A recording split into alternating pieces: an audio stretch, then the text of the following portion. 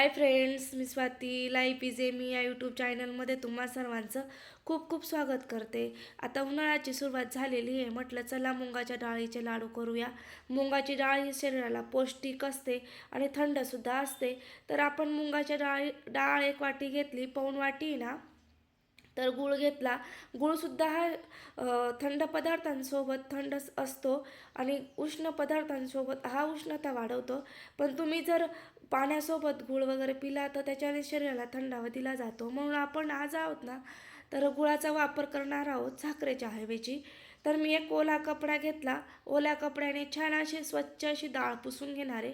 कारण की डाळीमध्ये ना बरेच पावडर वगैरे लागलेली असते.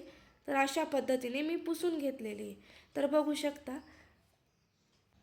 तर आता माझी डाळ स्वच्छ अशी पुसून झाली आहे. तर मी अर्धा चमचा तूप टाकून घेतलं आणि मगज बी घेतल्या. मगज बीसुद्धा थंड असतात बरं का शरीरासाठी.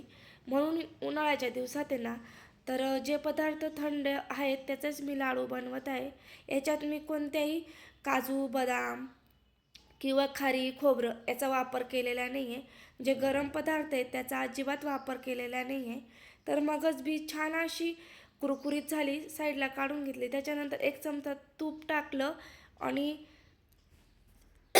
अशी छान होईपर्यंत 5 ते 6 मिनटं मी कमी गॅसवरती परतून घेतलेली आहे. बघू शकता डाळीचा कलरसुद्धा चेंज झालेला आहे.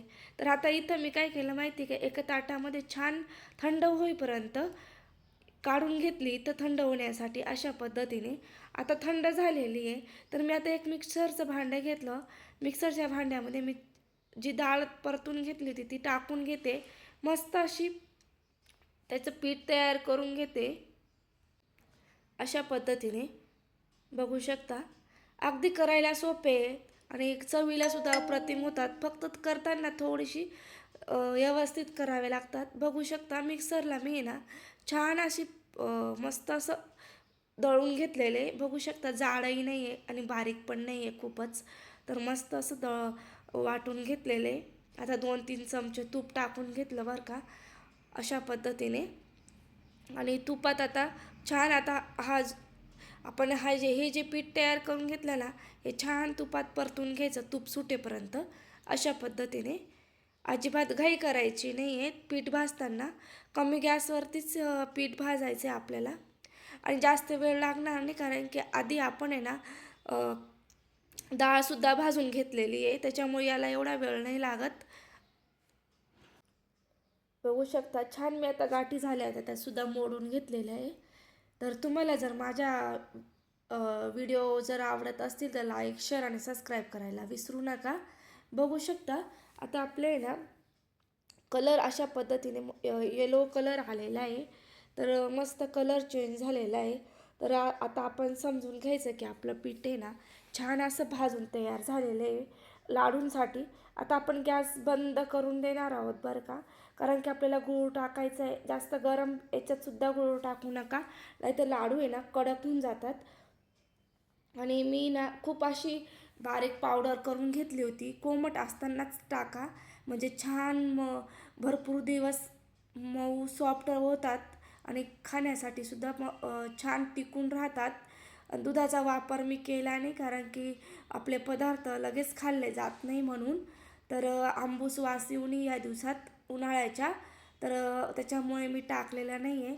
तर गॅस बंद झालेला आहे माझावाला. मी आधीच गूळ टाकायच्या आधीच बंद करून घेतला होता.